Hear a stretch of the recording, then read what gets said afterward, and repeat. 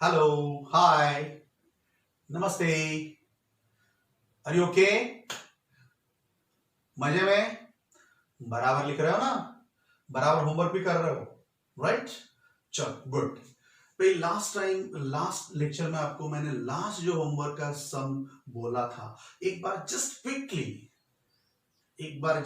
कहीं पर आप बीच में अटक गए हो तो फटाफट एक्सप्लेन कर रहा हूं, जरा देख लो, प्लीज अंडरस्टैंड। आपको वेरीफाई करना था a into adjoint of A equal to adjoint of A into A, and that is equal to, इसको कहते हैं mod of A, right? Mod of A कहते हैं। Is it mod of A? No, it is determinant of A. क्यों? क्योंकि ए matrix है।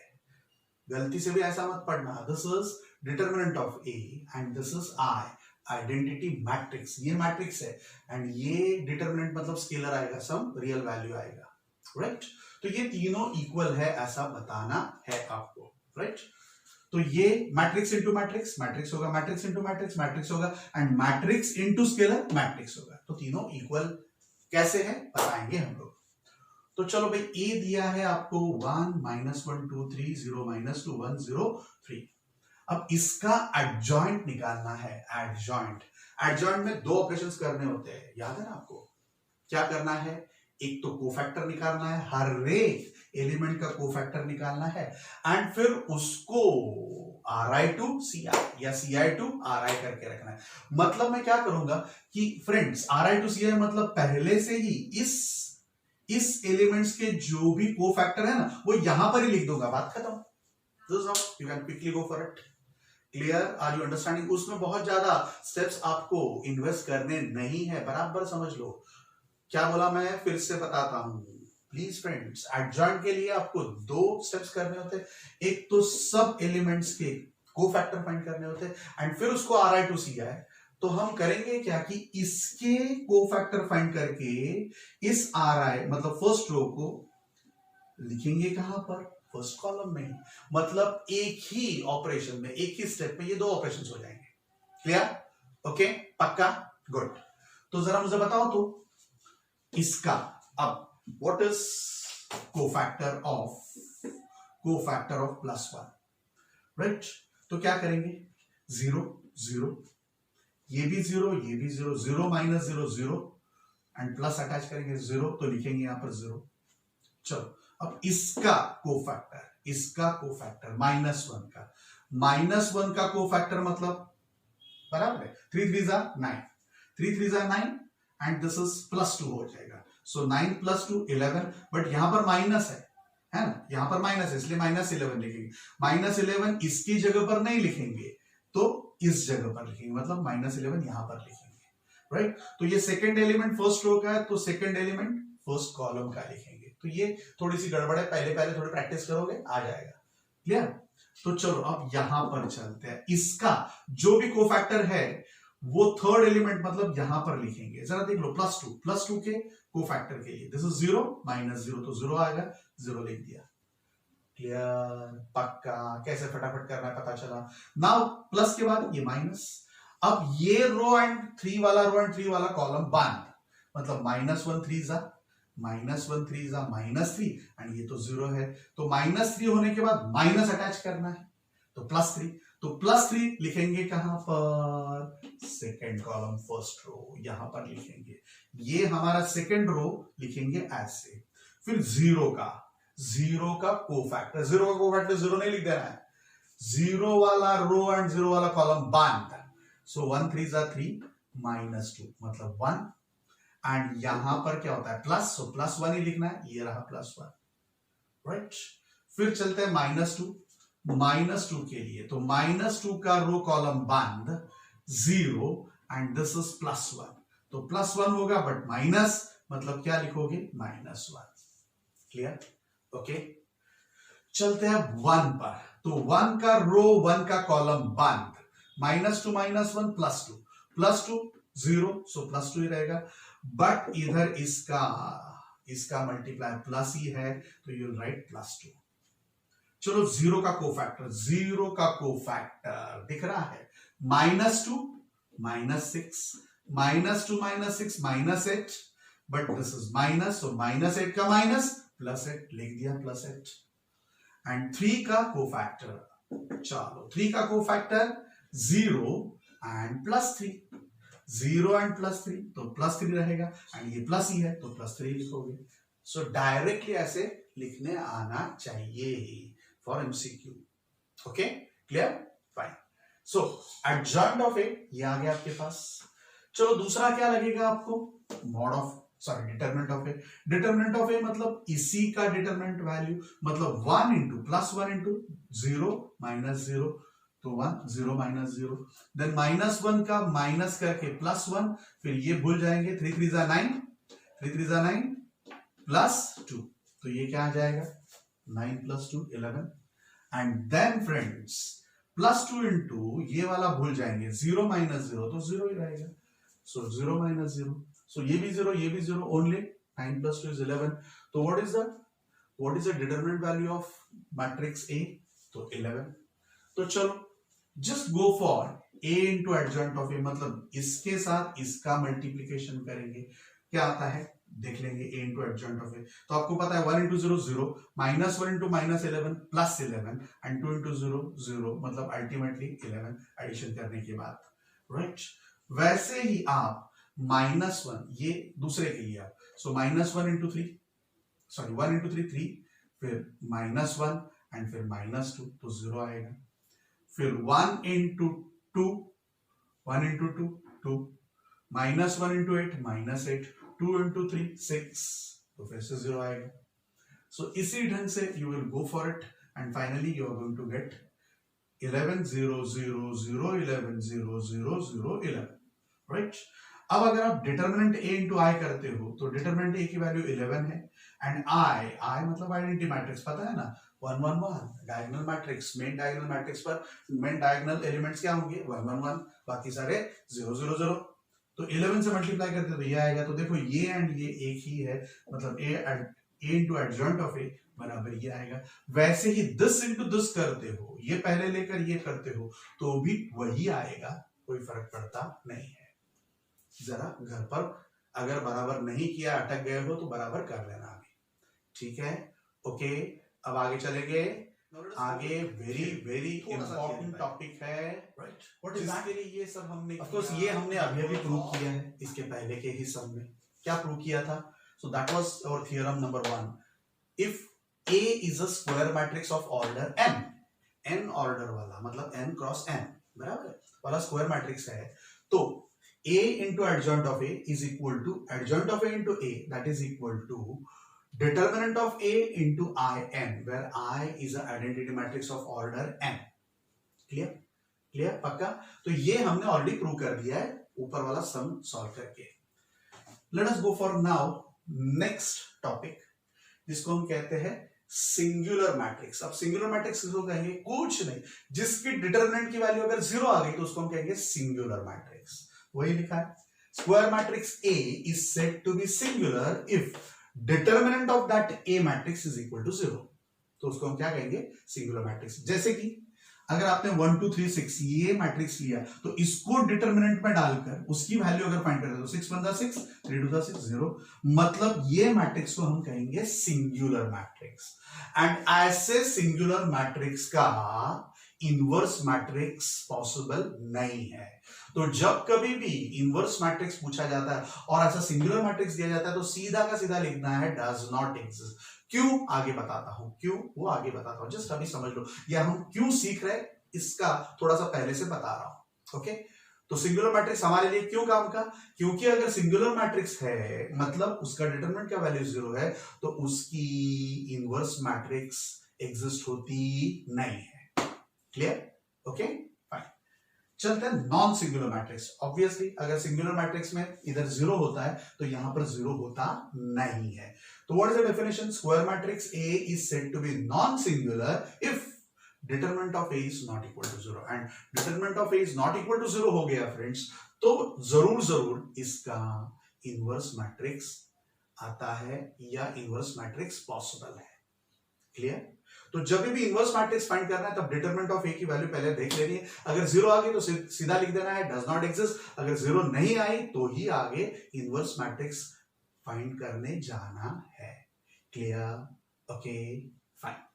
उसके बाद में थियरम नंबर 2। अब थियरम नंबर 2 क्या कहता है? सिंपल।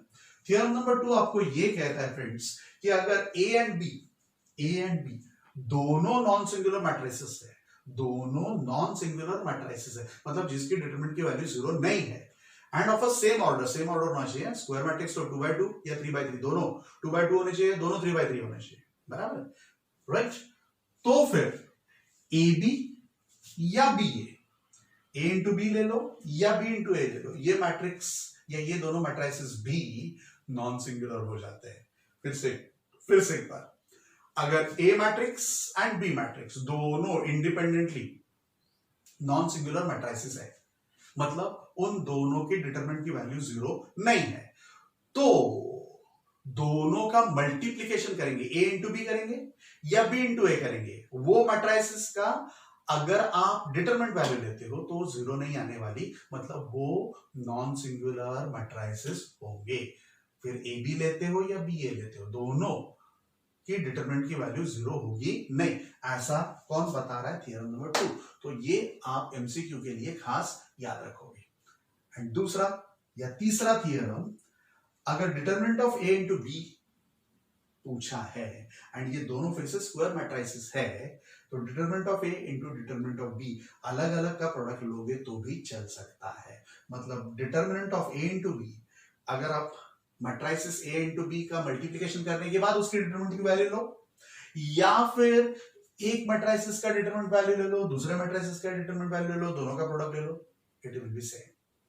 क्लियर? तो चलते हैं very very important result theory में। ओके भाई, इसके बेसिस पर से बोर्ड में एमसीक्यू आ चुके हैं, गुडसेट में भी पूछा गया है, जेई में भी इसका यूज बार बार हुआ है, तो जरा बराबर समझ लो what is this is a very important result that you should understand and remember. Okay, तो भाई if A is a non singular matrix, याद है नॉन सिंगुलर मतलब उसका डिटरमिनेंट वैल्यू 0 बराबर होता नहीं है। सिंगुलर मतलब is equal to 0, determinant of A is equal to 0, मतलब that matrix is a singular. But non singular मतलब that is not equal to 0, determinant की वैल्यू उसकी 0 होती नहीं है, राइट? तो A is a non singular matrix of order n, of course square होना चाहिए। Then determinant of adjoint of A is a matrix, right? उसका determinant is equal to determinant of A raised to n minus 1. When this is of order n, this will be n minus 1. Okay? ये आपको बराबर समझकर याद रखना है। तो जरा समझ लेते हैं ये ऐसा क्यों और कैसे आया। तो भाई थियरम 1 हमने जो पहले किया उसमें हमने क्या प्रूव किया था? adjoint of A into A is equal to determinant of A into I. अब मान लो ये A जो है वो आपका 3x3 ऑर्डर का है, 3 वाला ऑर्डर वाला स्क्वायर मैट्रिक्स है, राइट? तो adjoint of A into A, फिर से वही लिखता हूं, this will be determinant of A and I। अब I मुझे लेना पड़ेगा 3x3 वाला, क्योंकि A 3x3 है, ये दोनों का मल्टीप्लिकेशन करना है, दोनों स्क्वायर मैट्रिक्स सेम ऑर्डर के लेने है ना। ये स्केलर है सॉरी, एंड ये क्या है आपका? मैट्रिक्स है, ये मैट्रिक्स है, ये मैट्रिक्स एंड ये मैट्रिक्स, दोनों का ऑर्डर सेम होना चाहिए। तो identity matrix must be of 3x3। तो क्या लिखेंगे? 1 0 0 0 1 0 0 0 1। अब ये जो स्केलर है डिटरमिनेंट की वैल्यू वो अंदर ले लेते हैं, मल्टीप्लाई करते हैं सबको। एंड जब भी फ्रेंड्स मैट्रिक्स में मल्टीप्लिकेशन करना होता है तब सब एलिमेंट के साथ करना होता है, डिटरमिनेंट में रो वाइज या कॉलम वाइज, याद है ना? तो चलते आगे। तो डिटरमिनेंट ऑफ ए की वैल्यू 1 के साथ डिटरमिनेंट ए, इस 1 के साथ डिटरमिनेंट ए, इस 1 के साथ डिटरमिनेंट ए, है ना? बाकी तो 0 इंटू एनीथिंग इज 0। तो ये हो गया आपका मैट्रिक्स। बट यहां पर आप देख रहे हो एडजॉइंट ऑफ ए का आपको डिटरमिनेंट चाहिए, इसलिए इस सारे पर हम दोनों बाजू डिटरमिनेंट रख देते हैं। सो टेकिंग डिटरमिनेंट, तो ये क्या आ जाएगा? Determinant of adjoint of A into A. अब ये क्या बनेगा? डिटरमिनेंट, इसका डिटरमिनेंट, इसका डिटरमिनेंट, मतलब इस मैट्रिक्स का कैसे लिखेंगे? अंदर वाला सब कुछ डिटरमिनेंट में लिख देंगे। सो डिटरमिनेंट ऑफ ए, यहां पर भी डिटरमिनेंट ऑफ ए, यहां पर भी डिटरमिनेंट ऑफ ए, है ना, राइट? सो बोलो तो ये actually this is a scalar and ये डिटरमिनेंट आ गया, बराबर? तो इसको सॉल्व कैसे करेंगे? ये तो 0 0 बेस है, मतलब ये a क्यूब हो जाएगा, ये तो 0 0 है, so ultimately it is determinant of a का क्यूब। अब फ्रेंड्स इसके पहले वाले थ्योरम में आपने सीखा था, क्या सीखा था? मैंने आपको समझाया था कि ए बी का डिटरमिनेंट अगर ये दोनों का सेम ऑर्डर है तो that is equal to determinant of A into determinant of B. तो ये दोनों अलग अलग क्या है? मैट्रिसेस है, तो इनका प्रोडक्ट हम ऐसा भी लिख सकते हैं, कैसे लिख सकते हैं, determinant of adjoint of A, determinant of A, and ये है डिटरमिनेंट ऑफ ए का क्यूब। अब ये इधर जाएगा तो क्यूब में से एक गया तो 2 रह जाएगा, सो एडजॉइंट ऑफ ए का determinant is equal to determinant of A का स्क्वायर, है ना। तो भाई ये 3/3 होता है तब ये 2 होता है। मान लो ये a आपका n ऑर्डर वाला होगा, मतलब n/n होता, तो ये टोटल ये 3/3 है, इसलिए 3 रोज एंड 3 कॉलम्स है।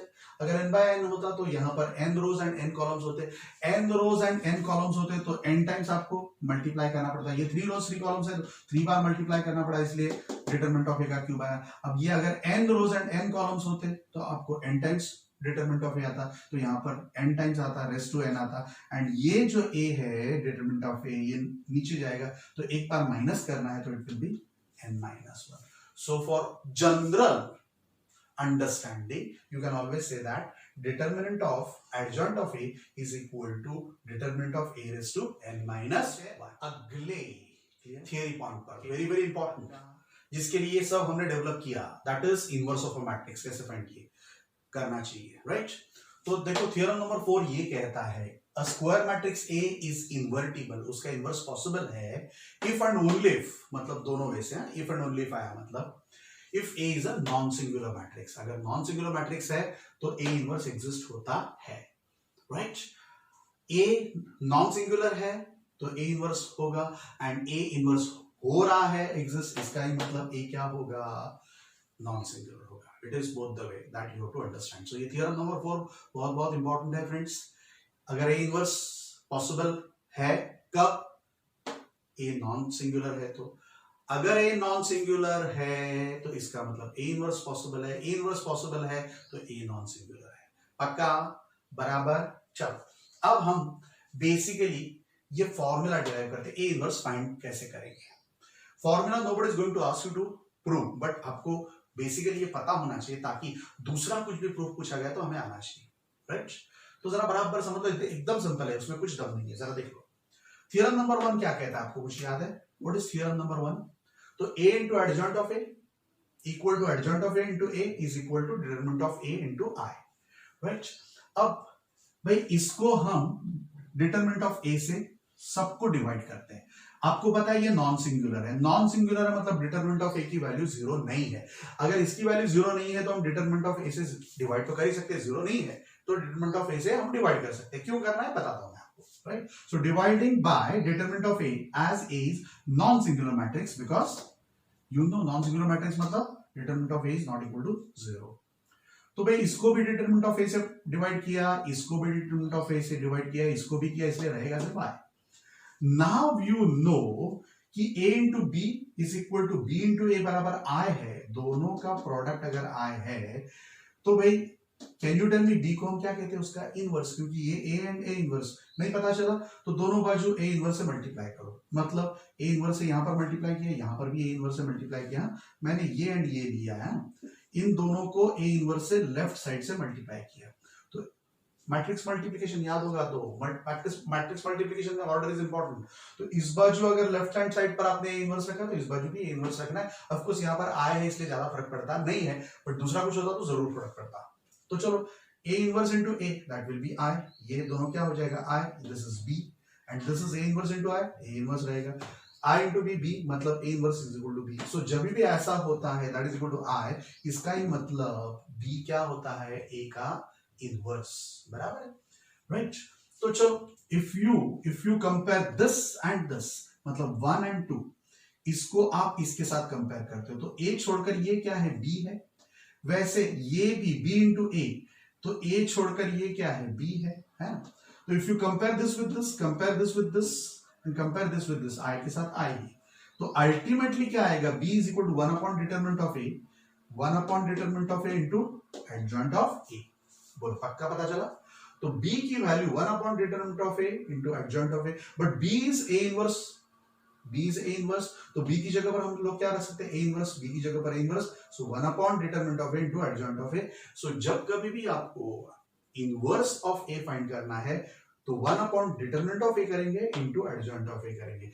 अब मैं आपको बताता हूं यहां पर सिंगुलर क्यों नहीं है? देखो 1/डिटरमिनेंट ऑफ ए लिखा है, इसका मतलब जैसे इसकी वैल्यू 0 होगी ये एग्जिस्ट होगा नहीं। 1/0 डज नॉट एग्जिस्ट। इसलिए पहले मैंने बताया था कि इनवर्स के लिए किसकी जरूरत होती है? नॉन सिंगुलर की। क्यों? क्योंकि इनवर्स में इनवर्स का मैट्रिक्स अगर फाइंड करना है तो 1/डिटरमिनेंट ऑफ ए लेना होता है, और डिटरमिनेंट ऑफ ए की वैल्यू अगर 0 हो गई तो चलेगा नहीं। 0 हो गई मतलब सिंगुलर उसको कहते हैं, तो सिंगुलर मैट्रिक्स ए चलता नहीं जिसका इनवर्स पॉसिबल नहीं है।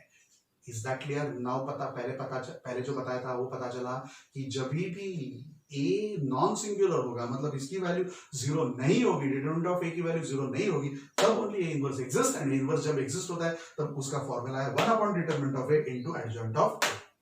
Clear? Determinant of A, determinant value कैसे फाइंड करने आता है? एडजॉइंटली, इसके पहले हमने सीखा है। बस ये दोनों का सीधा का सीधा डिवीजन लेकर ए इनवर्स फाइंड करना है। तो चलते हैं अब सम्स पर। ओके, सम्स पर, right? Find inverse of each of the following matrices if it exist. पहले तो देख लेना है कि ये नॉन सिंगुलर है कि नहीं, मतलब डिटरमिनेंट ऑफ ए की वैल्यू 0 से अलग है कि नहीं, पहले देख लो। और अगर सचमुच में इज नॉट इक्वल टू 0 है तो ही आगे जाएंगे। तो चलो लेट अस से ये इसका इनवर्स पूछा, इसलिए इसको हम अटैच करते हैं ए नाम मैट्रिक्स को। So let A is equal to 2 - 2 4 3। अब इसका पहले चेक कर लेते हैं determinant value. So determinant of A is equal to 2 - 2 4 3, 2 3s are 6 and plus 8 14, which is not equal to 0, therefore a inverse exists। a inverse exist होता है। तो exist होता है तो पहले हमें कोफैक्टर अब फाइंड करने पड़ेंगे। A11 ये डिटेल में जनरली हमें लिखना होता है अगर 2 मार्क के क्वेश्चंस में पूछा है। एमसीक्यू में ऐसा सब करने की जरूरत नहीं। तो दोनों अलग अलग अप्रोचेस में बताता हूं, अभी आपको दोनों वे से बराबर समझकर उसकी दोनों वे से प्रैक्टिस करना, राइट?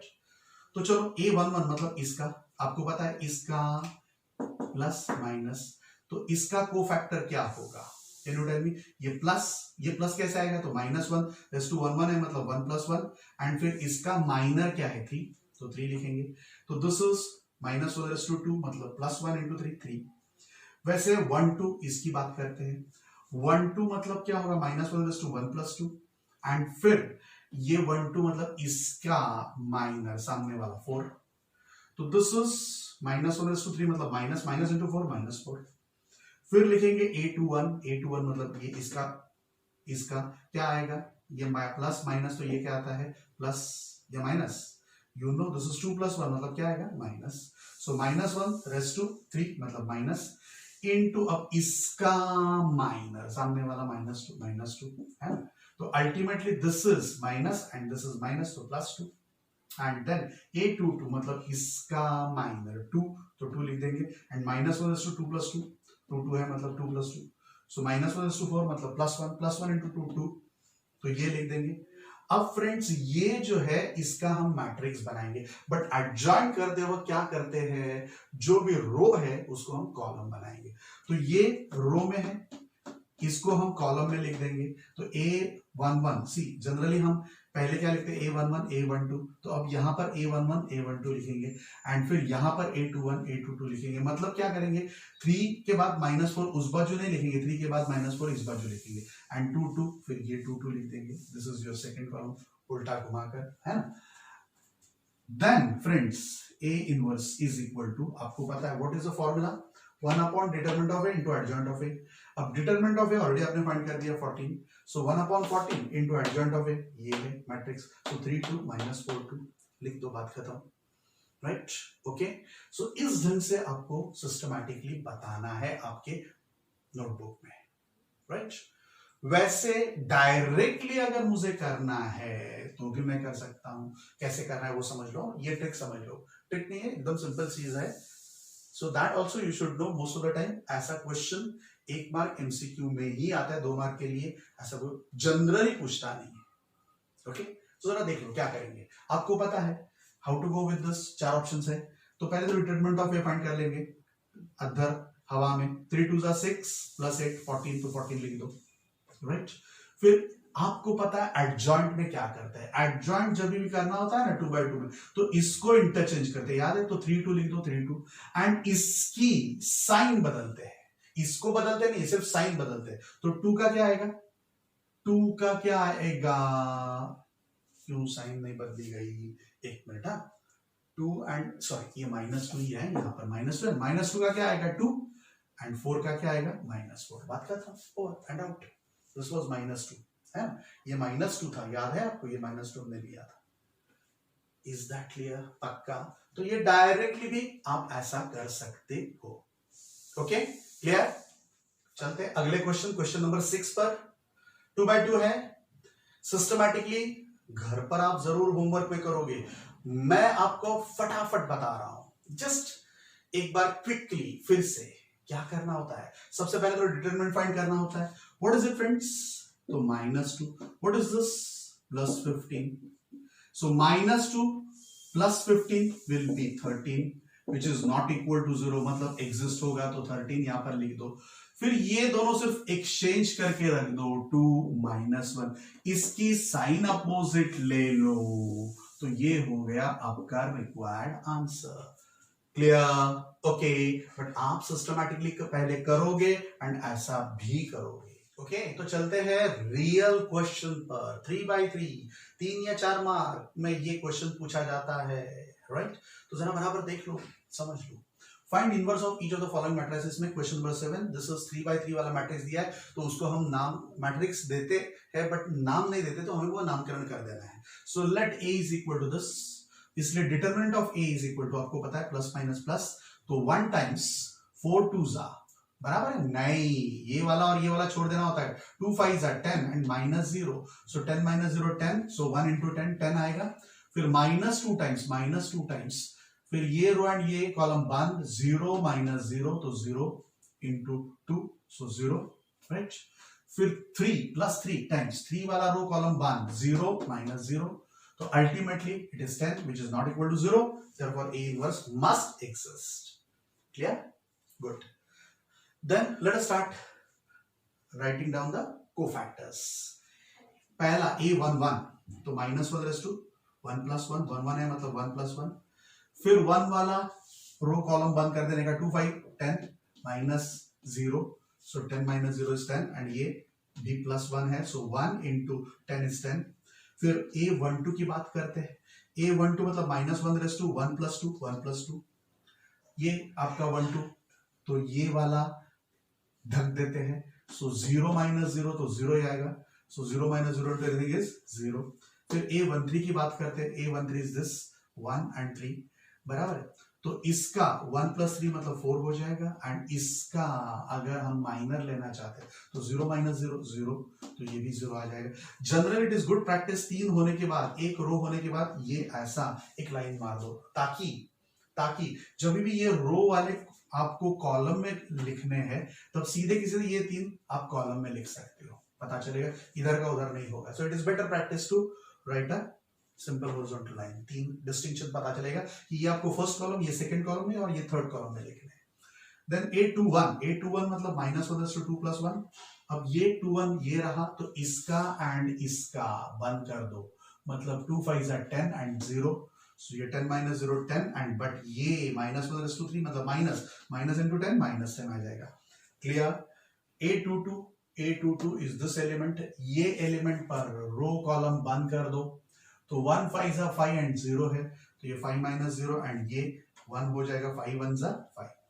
फिर चलते A23 पर। A23 इज दिस 2 3, तो इसको बंद कर देते हैं, तो ये क्या होगा, 0 - 0 0, so ultimately you will write 0। चलो थर्ड रो पर चलते हैं। थर्ड रो पर तो 3 1 -1 रेज़ टू 3 + 1, अब इसका माइनर 4 2 are 8 -6, 8 - 6 is 2, बट ये भी +1 है, तो 2 आएगा, 2 1 are 2। A32 मतलब ये पॉइंट, इसका रो कॉलम बंद कर देते हैं, तो 4 1 are 4 -0, तो 4 - 0 4, बट ये -1 रेज़ टू 5 है, इसलिए -4। लास्ट 3 3 वाला, तो 3 + 3 6 -1 रेज़ टू 6 +1 ही आएगा। अब यहां पर आपको देखना है 2 1 are 2 and 0, so 2 - 0 is 2, 2 into 1 is 2, तो ये लिख दिया। बाद में आपको पता है एडजॉइंट ऑफ ए कैसे लिखते हैं, A11 A12 A13 एक्चुअली ऐसे होते हैं, बट हम लिखते हैं ऐसे है। सो A11 A12 A13, खास याद रखो adjoint of A is a matrix, तो ये मैट्रिक्स फॉर्म में ही लिखना है, बराबर। इसमें डिटरमिनेंट सीधे सिंपल 2 लाइंस नहीं लगानी है, it has to be a what close parenthesis या ब्रैकेट। तो A11 A12 A13 A21 A22 A23 ये A31 A32 A33 लिख देना है, बराबर है। इसका मतलब ये जो है 10 0 0 यहां पर रख देंगे, ये जो है दूसरे कॉलम में रख देंगे -10 5 0 एंड 2 -4 2 तीसरे कॉलम में रख देंगे। अब आपको पता है कि A inverse is always equal to 1 upon determinant of A into adjoint of A। So 1 upon इसकी वैल्यू क्या है 10 है एंड फिर वही का वही कॉपी करना है बट मैट्रिक्स फॉर्म में ही। सो A इनवर्स मैट्रिक्स क्या होगा तो 1 अपॉन 10 इनटू 10। क्लियर? ओके, सो इसको हम कहेंगे फाइनल आंसर। पक्का? बराबर समझकर बराबर इसकी प्रैक्टिस करनी है, बराबर। अब अगला वाला सम शॉर्टकट मेथड एमसीक्यू में पूछा गया तो किस ढंग से करेंगे उसकी बात कर रहा हूं।